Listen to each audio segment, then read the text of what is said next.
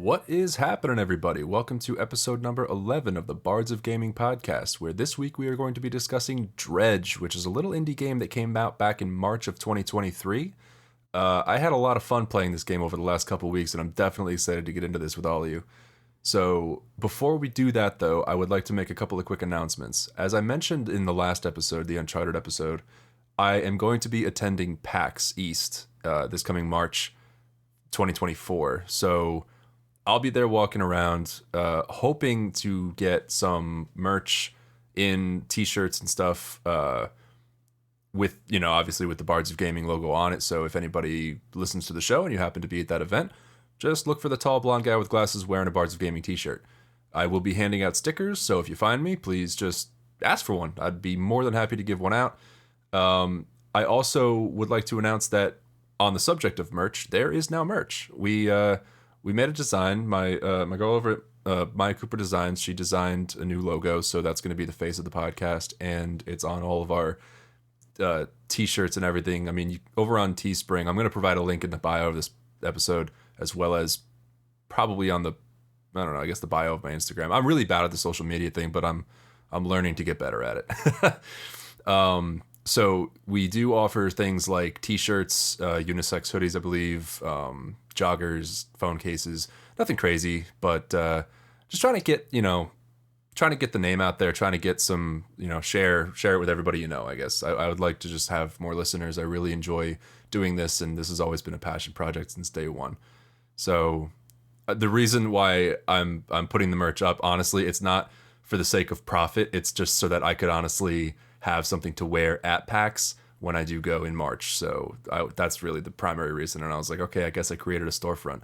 But yeah, I mean, with that being said, this week it's going to be a little bit different because there's no special guest, believe it or not. I'm going to be running this one solo. I'm excited. I've never done a solo episode before, so hopefully you all like it. And I'll probably do some more announcements towards the end of this podcast, but that's pretty much the major news. Yeah, so I guess with all that being said, let's get into it and hope you all enjoy.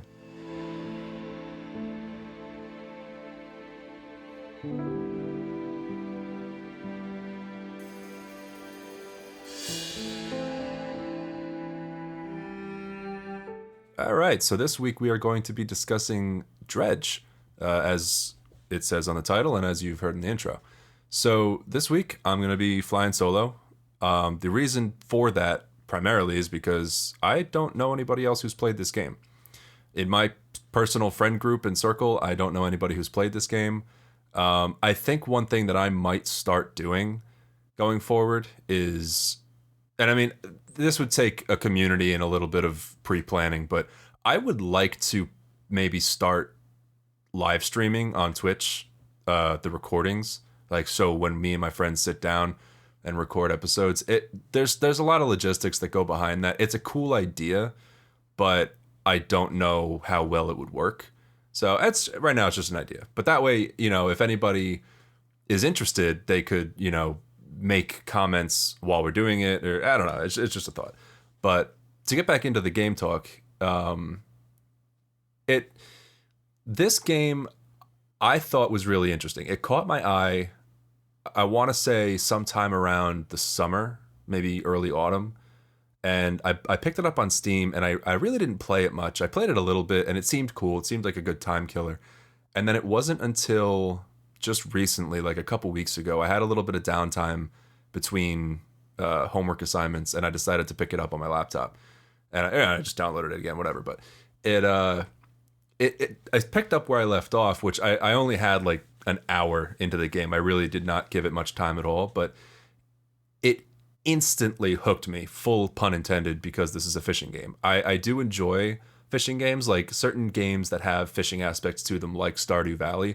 I find them so fun, so much fun. And so to play this, it really surprised me because I didn't know what to expect. I did not look into this game any more than face value. Like, I 100% judged a book by its cover. I think I picked this game up at the end of the Steam summer sale or something, and it it really took me by surprise when I started to get back into it. I have a couple of gripes, but I gotta say the likes for this episode really, really, really outweigh the gripes.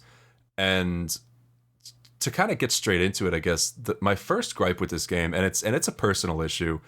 It's nothing against the game. It's actually I gotta say it's really not a gripe because it does in favor of the game.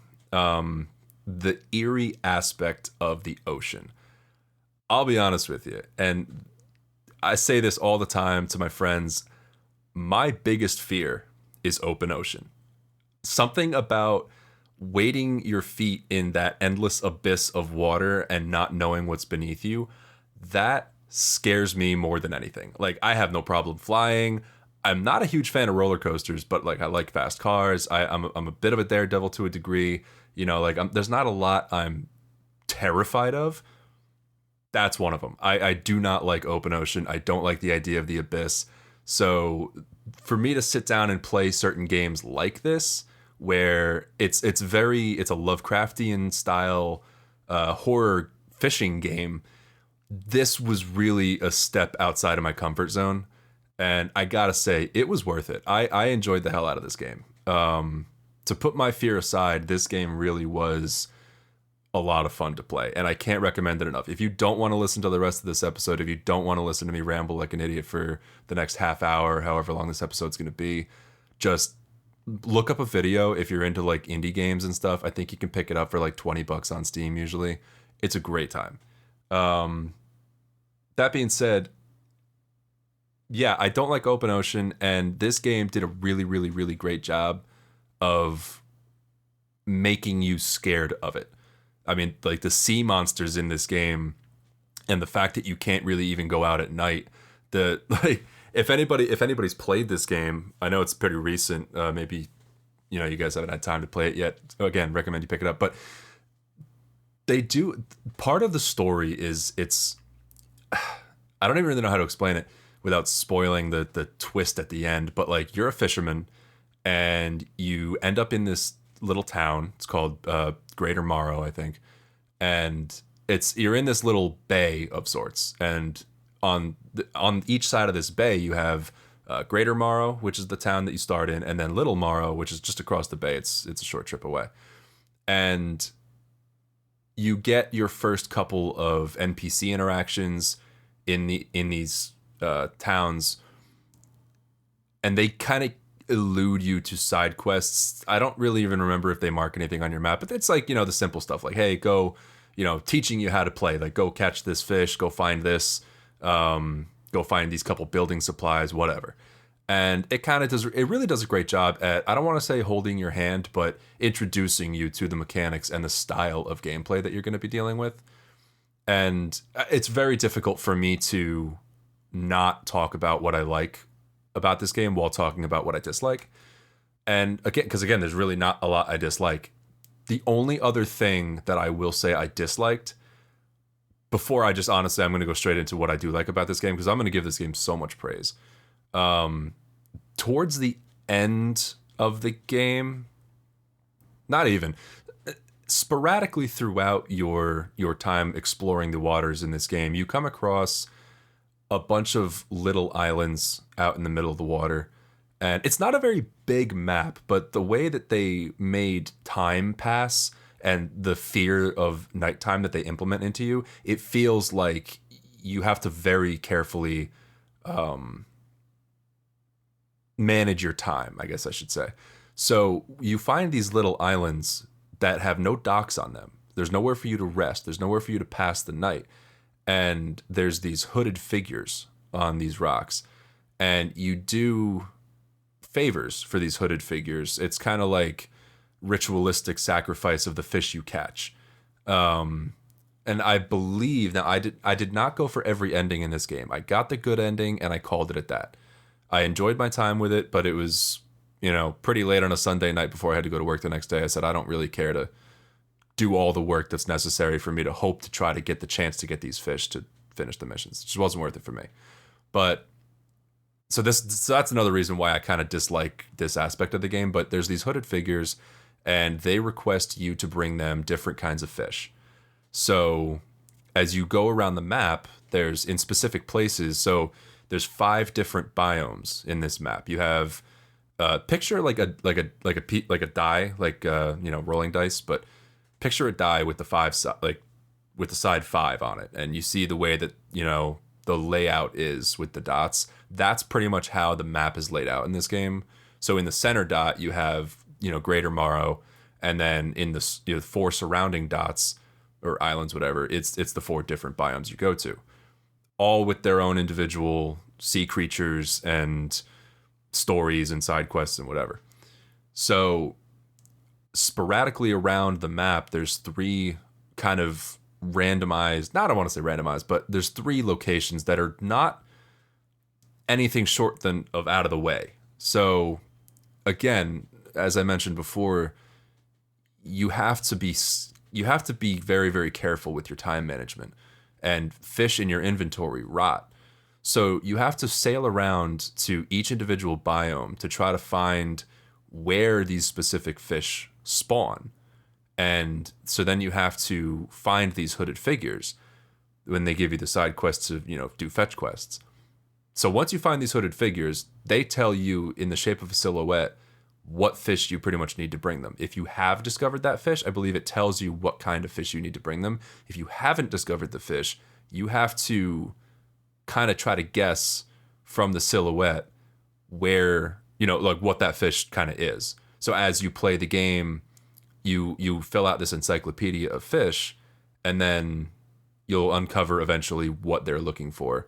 But then you have to catch it and bring it back to them within a certain time frame. Otherwise, the fish will rot, and it's not worth anything to bring them. So that kind of, to me, it didn't annoy me, because I thought it was I respect it as a feature. It's cool. And I did YouTube the ending, the bad ending, essentially, and it looks really cool. To me, though, personally, it's not worth it. I did not care to fill out the whole 170-something fish encyclopedia just so that I could try to find the right fish for the job. To me, it wasn't worth it. But that being said, I mean, that's really the only things that I don't like about the game. You already know about my fear of open ocean. You already know that I just didn't find it worth it. To coincide, I guess, with my fear of open ocean, I will say, in certain parts of this map, in certain biomes, you have to deal with certain sea monsters. That got my anxiety through the roof. In one of the biomes in this game, there is a serpent that that swims around the cliffs. So the area that you're at, that you have to go to, it's actually called Gale Cliffs. And for story reasons, I guess the wind howls through them or whatever. But it's very linear, you going in there at first, because as you do missions in that area, you eventually unlock the ability to use bombs, which then you can use to clear rubble out of the way, opening up more ways for you to escape. But when you first start there, it's a very linear path. You can go in one side, and then there's kind of a boulder off to the right. You can sail around that boulder, but like pretty much as soon as you enter the area of the cliffs, there's this giant sea serpent that comes out of the water and just hunts you down. I mean, like your screen starts to go red, and it's just like, it's so anxiety inducing. That got me every single time. I hated going in there. Like I contemplated turning the game off so many times and just calling it quits, that like I almost didn't want to play this game. Once I got to Gale Cliffs and I saw that the sea serpent was there, I was like, I don't care what the rest of the game has in store. I don't care. I hate sea serpents. I hate sea monsters. I hate open ocean. But I stuck through it, and I actually very much enjoyed my time. So that, but again, like, I don't dislike that. I can't gripe on it. Personally, I don't like sea monsters. Personally, I don't like open ocean. But that doesn't mean that, it makes it a bad game. I think it makes it a great game, because it adds so many different elements. Every biome has its own different style of monster, enemy, thing you have to avoid, puzzle, I guess you could say.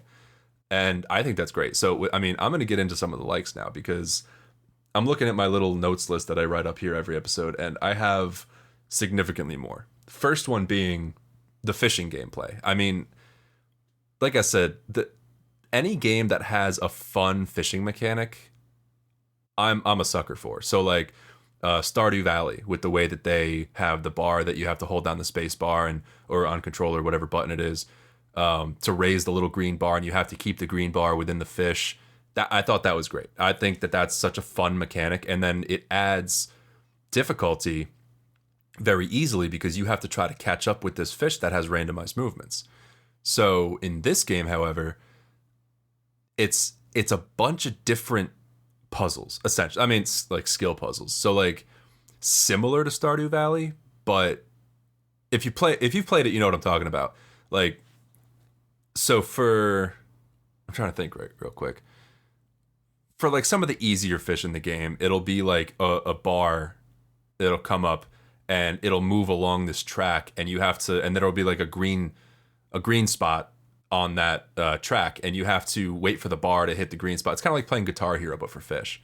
So you try to time it right, and you press the, whatever space bar or click, or I don't know, but I don't remember. I think it's space bar. But you have to make sure that you time it right and that you hit your click right away. And then some of them are like a circle, and you'll have this ring that starts in the center of the circle, and it expands, and then once it expands to fill up the entire circle, that's when you hit the space bar. So the best way I could kind of equate a lot of these fishing challenges is think of like Guitar Hero or Rock Band back in the day. Like, you have a goal coming at you, and you have to time it right and hit the button at a certain time, whatever. But I thought that was so much fun. I thought that added such a great mechanic to the game, and that fishing mechanic is what compelled me a lot of the time to keep going, because I was also so curious about like what kinds of different fish are out there. And that, I guess, kind of leads into like the next thing I like. There is an encyclopedia, and the encyclopedia allows you to fill out every type of fish that is available in the game, and every type of fish that is available in the game also has mutated forms. And you figure out why that's a thing as the story kind of progresses. But trying to find out what each kind of fish you can catch in the game is very fun. I mean, because now you have also different, you have your different biomes, and each of them has different kinds of fish. Like this first area of the map that you start in the Maros, you'll have oceanic, which you need a special hook for that you unlock later. And I think you can start with getting shallow fish and coastal fish. So as you go on, then you get to certain other parts of the map where now you have mangrove fish, and now you have abyssal fish from the deep ocean, and then you have volcanic fish from up in one of the other biomes of the map. There's so many different things to unlock and go, and that compel you to do more. So the story, in my opinion, wasn't that compelling. It was interesting, but like there was a lot of mystery behind it. The story was very much figure it out yourself, kind of in a Souls-ish way, but not really. I mean, like so in the beginning, you start in Greater Morrow, and you talk with the mayor, and I believe the lighthouse keeper wants nothing to do with you. And then there's a couple other people that you end up talking to, and then they send you over to Little Morrow, and you kind of you meet these characters, like island by island. Every dock you go to has, one or two characters you can interact with. And on a side note, I gotta say that the character art, the art in general in this game is really, really great. It reminded me a little bit of like Disco Elysium, with like the hand painted, kind of unsettling vibe that you get from everything. Everything's really detailed, but at the same time, it's enough lack of detail to make your imagination kind of run wild, and I thought that was fantastic. But as the story progresses and you start to do certain missions for some of the people, you get summoned essentially to this other island right off the Morrows called Blackstone Isle. And there's a mysterious gentleman who resides in a rundown house there who sends you on these quests for what's called relics. And so that search for relics is the primary driving force behind why you go to each individual biome.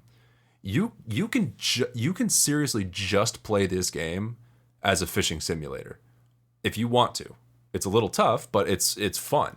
I mean, that's pretty much what I was doing. Like, I didn't really follow much of the story throughout my time playing this game, but I enjoyed the fishing mechanic so much. I wanted to explore. I wanted to do the missions to unlock better equipment and build my better ship so that I could explore further, faster, and get more. Because I'm also a big sucker for any game that has like a rewarding upgrade system. So there's lots of other game examples I can think of like that, but not at the moment. But this game has a very, very compelling upgrade system.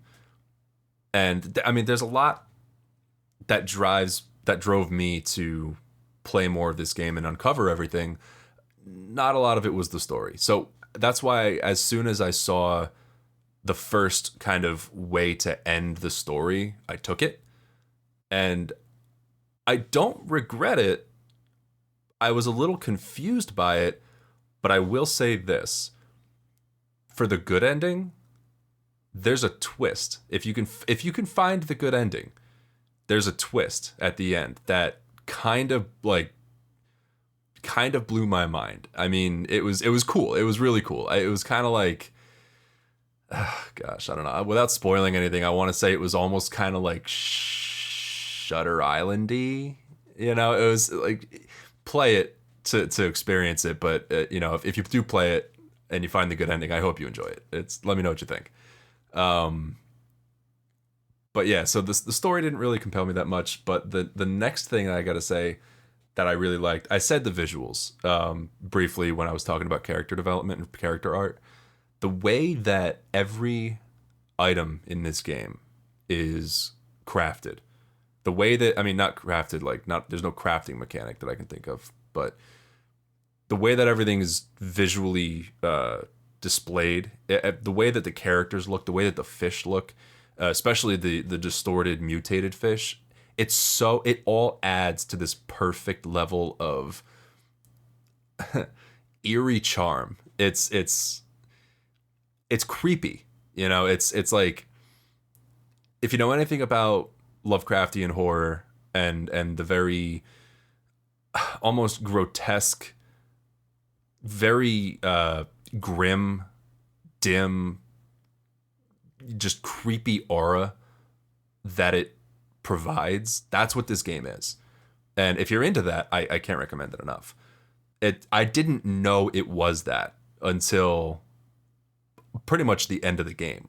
I loved the art. I thought it was great, the way that, you know, sometimes you get like a cyclops fish and it's just like this creepy drawn salmon with like one giant eye, or you'll get like a fish with three heads. It's like something. It's just something out of a Junji Ito book almost. It's crazy, but the visuals of this game I thought were very, very, very good. The setting, I mean, I kind of already talked about that a lot, actually. The you know, the Lovecraftian kind of setting with just open ocean. It just, for me, it hit all the marks of, I don't even know what to say. Like, it got emotions out of me. It raised my anxiety. But then when I succeeded at something, it made me very happy. But then when something was supposed to not scare me, but like make me uneasy, it did. So, and the game kind of nails scale, because at one point in the game there's a giant squid that kind of resides. It's a squid-like monster. It's like a giant kraken. It resides in one of the biomes in the map, in the dead center of it, and you have to avoid going over it. So, but everything that you need is right in its path. So it's like you have to complete side missions in order to be able to get to, you know, collect everything that you need. But this thing, the scale of it, with the giant glowing tentacles that stick out of this crater that it resides in, and just everything about it, they just nail scale. I mean, when you're in one biome, you can see another biome through the fog way on the other end of the map, and it looks like it's so far away, but then you just start sailing and you give your little boost and it's not that bad. It's a day's trip. That's the thing. It's a day's trip. And I'm going to get into that actually now, because I mentioned earlier the time management So when you first start the game, they tell you you're the fisherman, go out, collect fish, come back here, sell it, and upgrade your ship so that you can, rinse and repeat. And then you meet, you're there to try to grow the town. But they tell you the one caveat to that is do not go out at night. And you're kind of thinking, why? Why shouldn't I go out at night? So I, as I'm sure many people who played this game did, instantly pushed my luck. And I decided to wait till nighttime. And they say something about fog, and you're kind of like, whatever. So all of a sudden, fog starts to roll in. And I mean, it rolls in. Like, it does not take any time. The whole map becomes just filled with fog. You can't see anything. The only thing that you can see is lights in the distance. So as you try to sail from Greater Morrow to Little Morrow, which is just across this little bay. It's essentially a safe zone in this little bay. So you try to sail across, and any boulders, any rocks that are sticking out of the ocean, they just appear in front of you with this red glow outline. So, where the fuck was I going with this? So, I mean, they tell you not to go out at night. And because it's dangerous, it's extremely dangerous. And one of the other threats that you face at night is, I guess your anxiety grows, and then weird things start happening to you. But I'll get into that in a second. The main other threat that I noticed that you face at night is there's these other ships, quote unquote ships, that are out in the ocean. And they're just sailing around. And I thought, oh, hey, look, a friendly ship. I'm one of the suckers that fell for it. So I went out, and I was using my foghorn, and I'm like, hey, buddy. And then it echoed back, and I'm like, oh, cool. That's a pretty cool AI, game feature. Then I found out it's a sea monster. It is a giant anglerfish, and the light that sticks out on the top of the anglerfish is actually a ship until you get close, and then it turns into a giant monster, and you have to haul ass, but it will kill you. So I lost. But I thought that was a really cool feature. They really do a great job at not only telling you not to go out at night, but showing you why you should not go out at night. I mean, it is dangerous. So,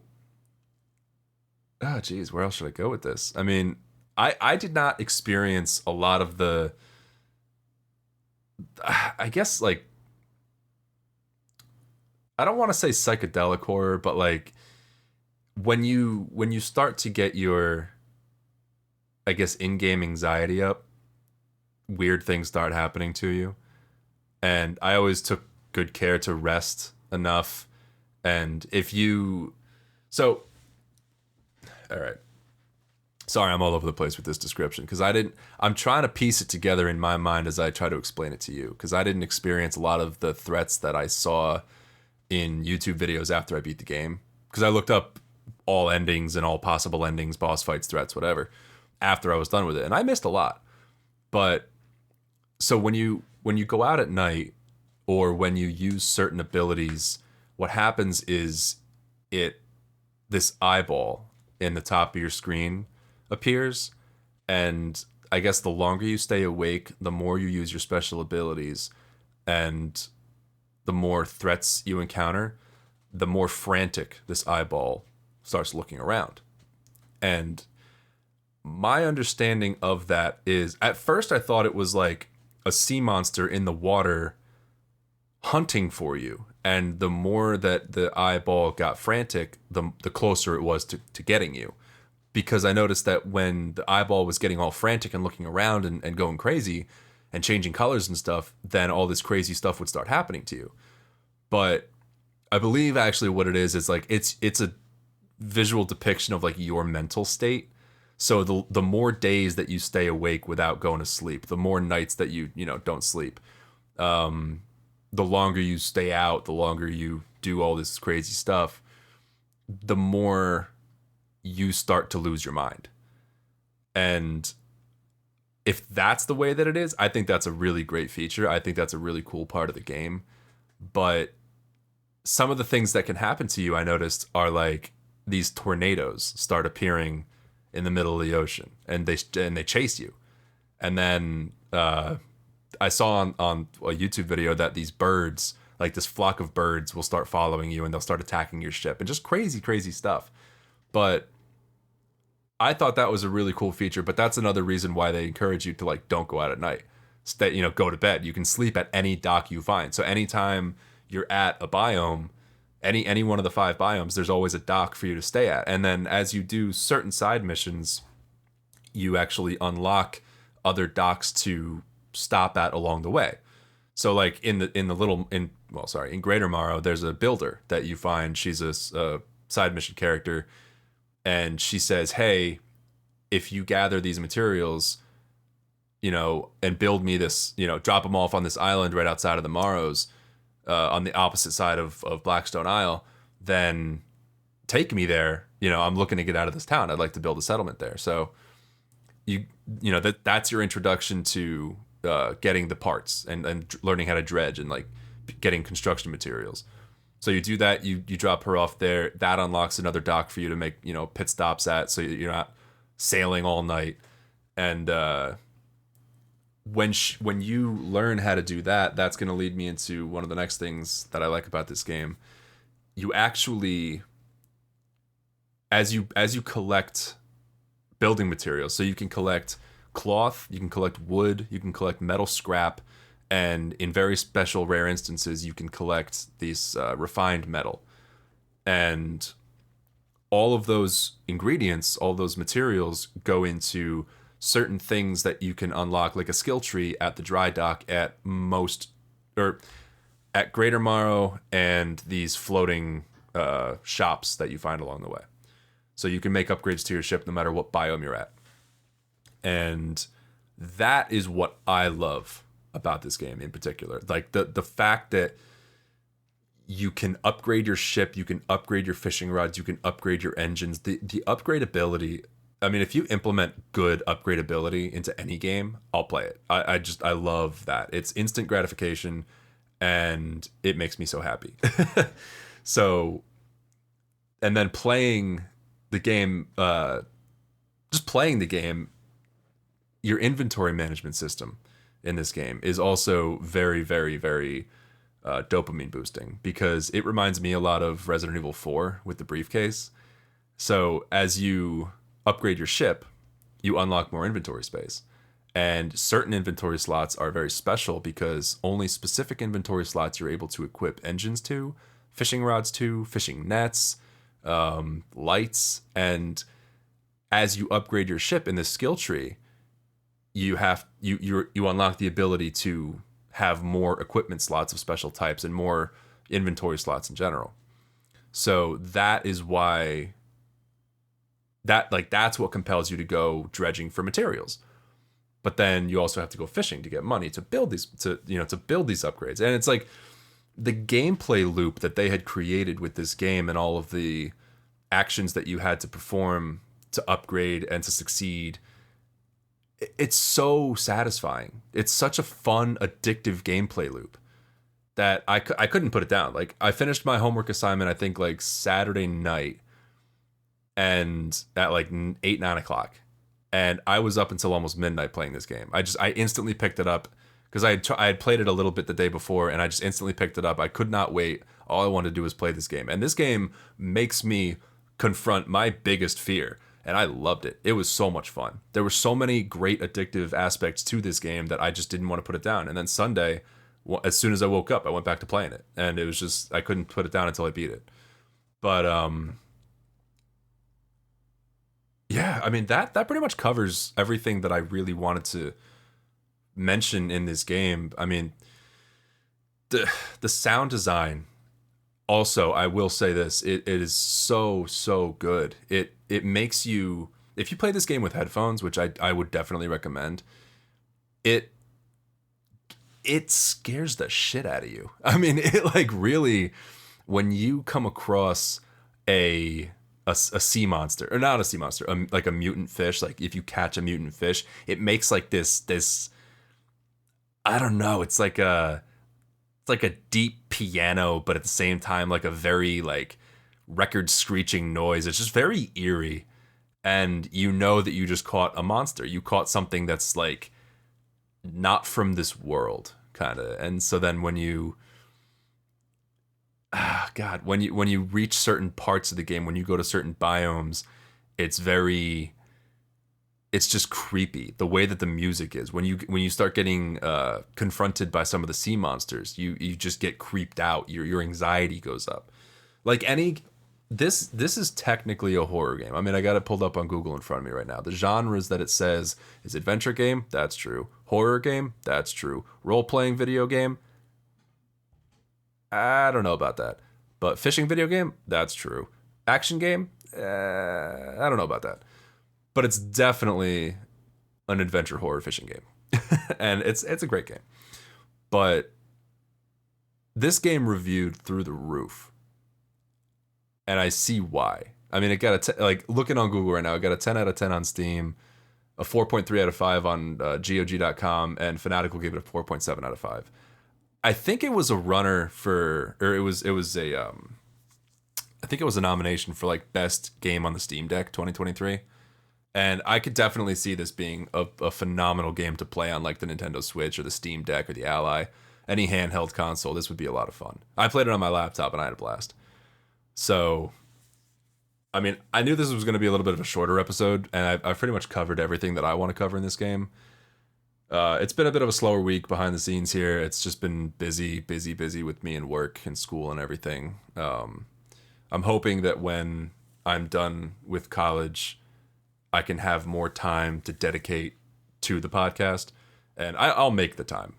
But oh God, I love doing this. It's so much fun. So I apologize for this being a shorter episode if anybody was looking forward to another hour-long venture. I mean, if anything pops into my mind to talk about with this game, I'll definitely cover it. Right now I'm just kind of rambling, but there was other stuff I wanted to cover in more depth.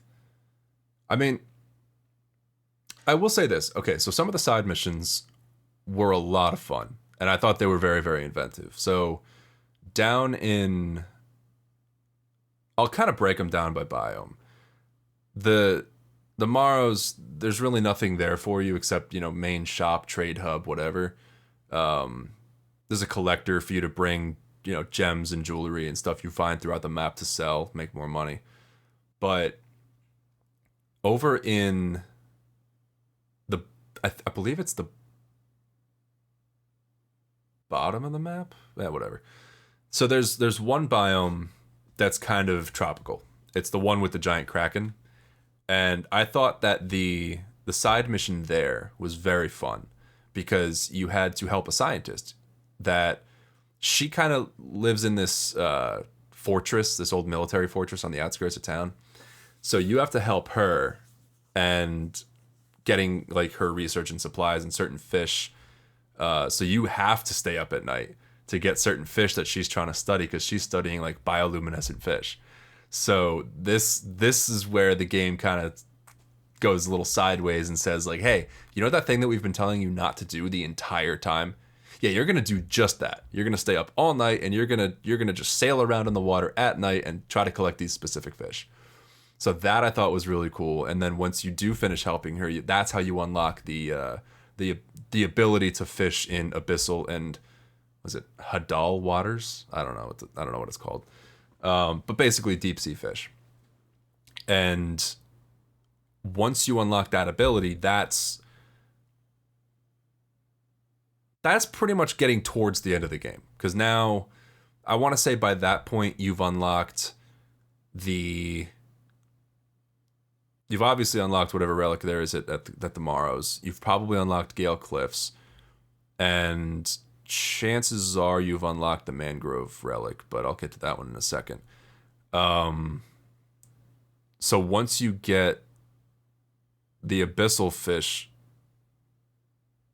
once you get that relic, then I think all that there's left to do, at least all that there was left for me to do, was the volcanic biome, which that's where I stopped kind of because I didn't really even look much more into it. You sail up there and you meet this fanatic on this island, and he kind of gives you tasks to go accomplish. And I believe in order for you to accomplish all those tasks, you have to find all the hooded figures, bring them the fish, and then that's just where I stopped.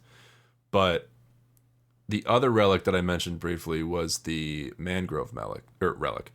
So with that one, now you have to go over from whatever biome you were in. I went from the tropical biome to the mangrove biome. So it was like going from the Caribbean islands to like the swamps of Louisiana. It was just like, it's just so different. So in this biome, now you have to be very careful, because whereas in the Caribbean biome, it was very open, and all you had to be sure to do was to not go over the center of the sea monster.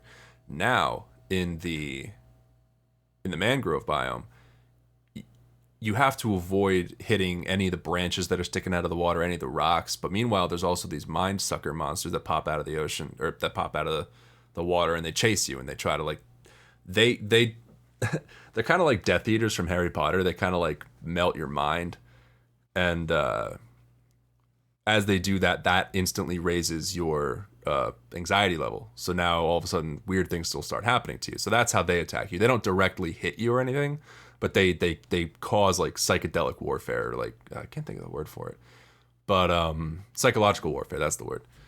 And the side mission that you have to do to be rid of them and get the relic for that area, I thought was great. I had a lot of fun doing it.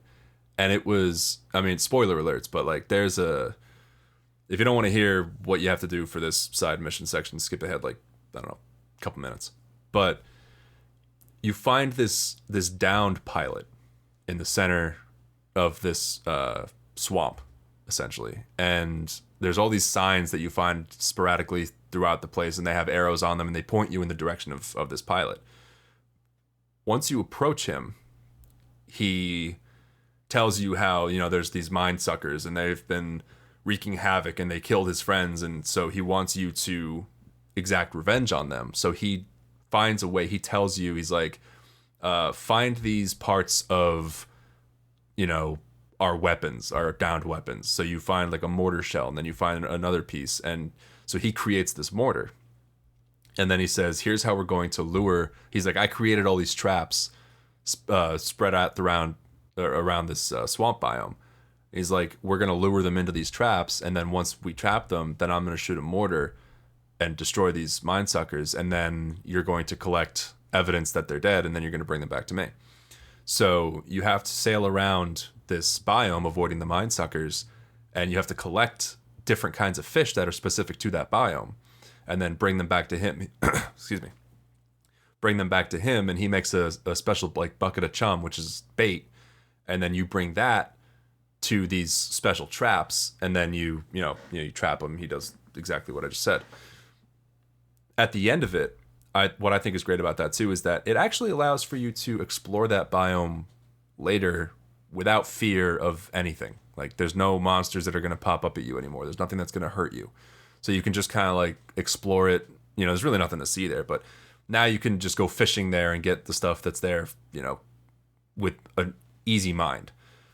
So I thought that was really great. And up in the volcanic biome, there wasn't really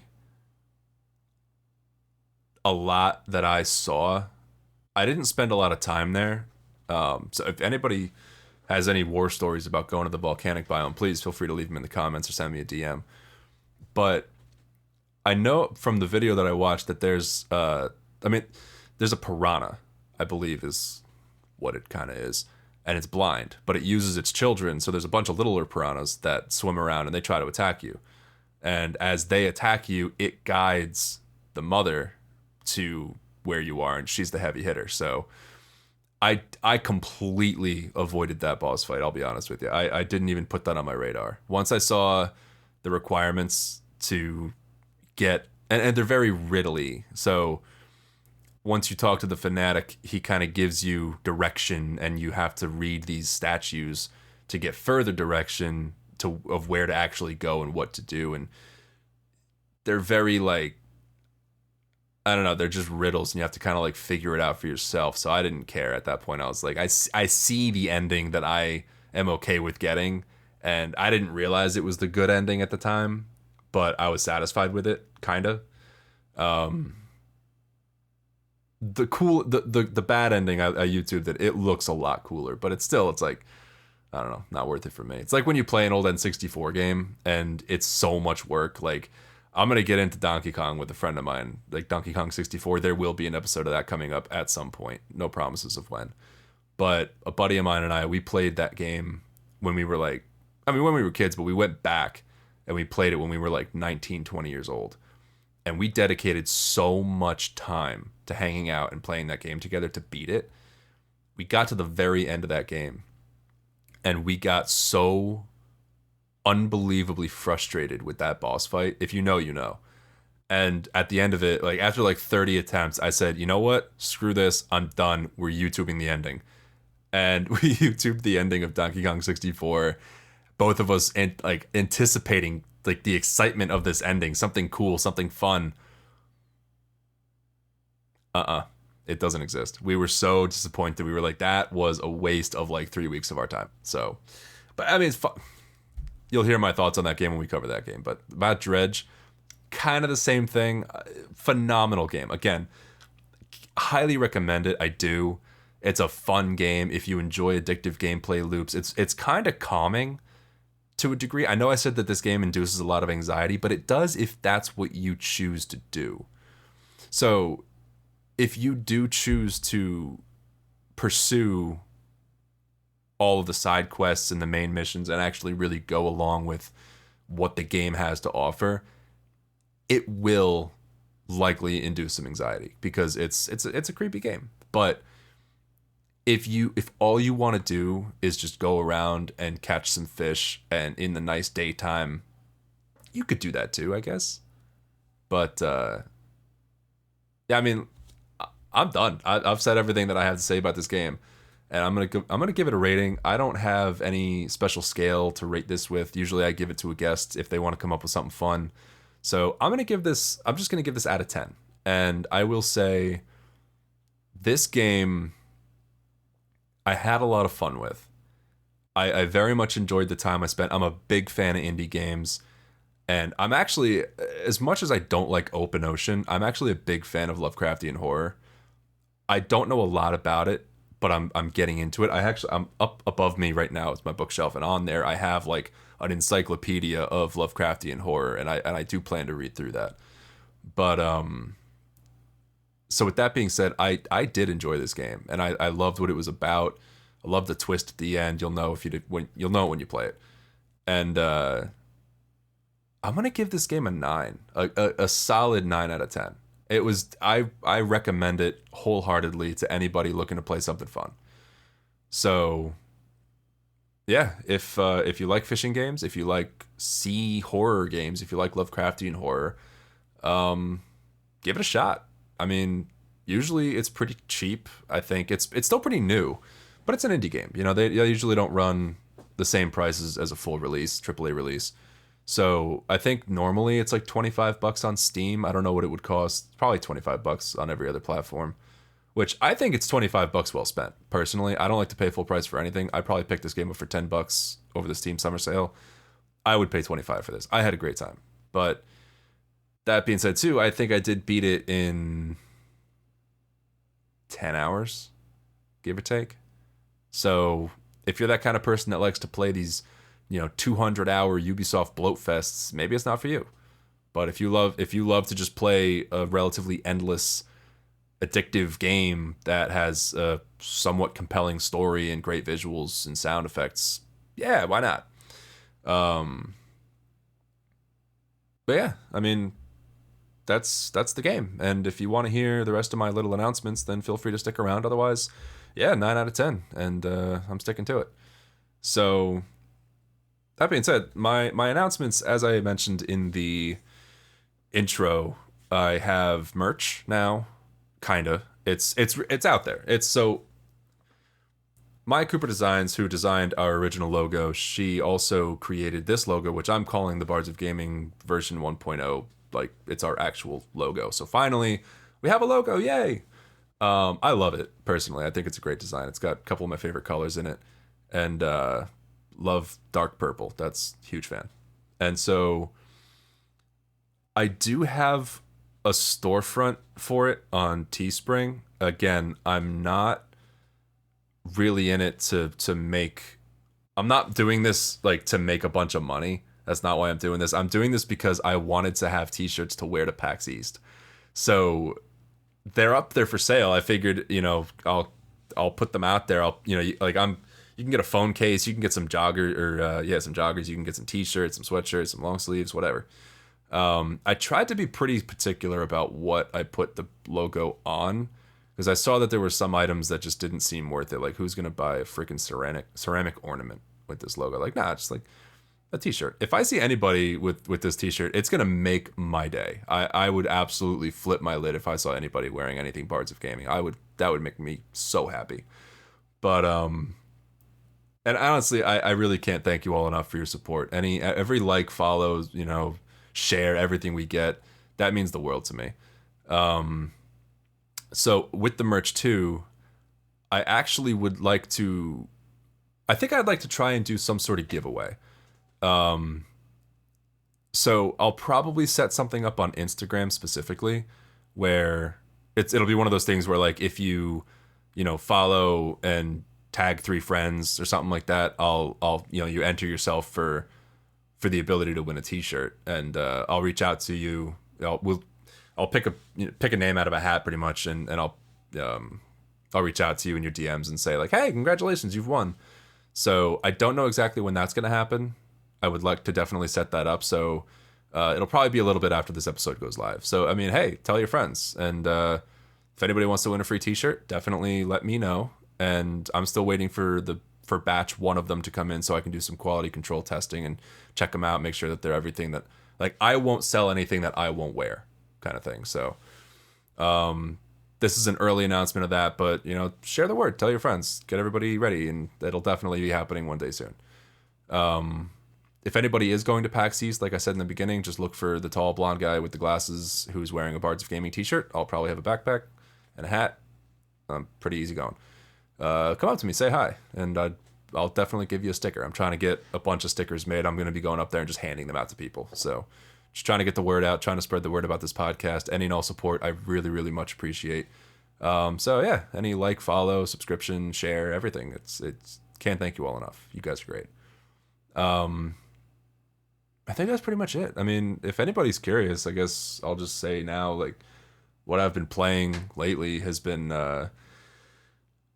I'm playing a couple things to get ready for some future episodes of the podcast. Spoiler alert, the next episode of this podcast, if you stuck around to listen to this far, is actually going to be the OG Battlefront 1 with a buddy of mine. So we're going to be covering the 2004 release of Star Wars Battlefront 1.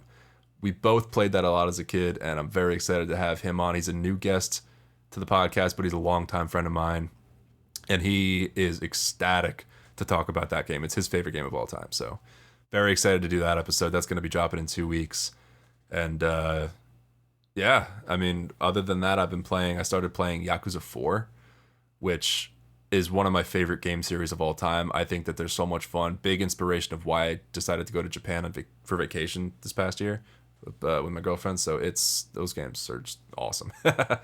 I do plan on doing a Yakuza episode coming up soon at some point. We'll start with the first one, and I want to kind of do some sort of sequential miniseries with that, but we'll see what happens. I don't know. It's all making it up as I go along. So, yeah. Thank you for listening. If you listened to the very end here, I just want to say thank you. I appreciate you, and I hope that you enjoyed. If you did enjoy this episode, please feel free to reach out to me on Instagram or Twitter, X. You can find me on Instagram at The Bards of Gaming, and you can find me on X or Twitter at 2Bards of Gaming with the number 2. Admittedly, I'm very bad with Twitter. I never post anything. I'm on Instagram all the time, and I'm trying to post more. I'm trying to stream more. I did a couple of small Battlefront streams this past week in the little bit of time that I could find. But yeah, I'm on Twitch at Robert, Robeair. And yeah, I will catch you next time. I guess I'm done. I'm thirsty. I'm gonna go get something to drink. Thanks for hanging out. Good night.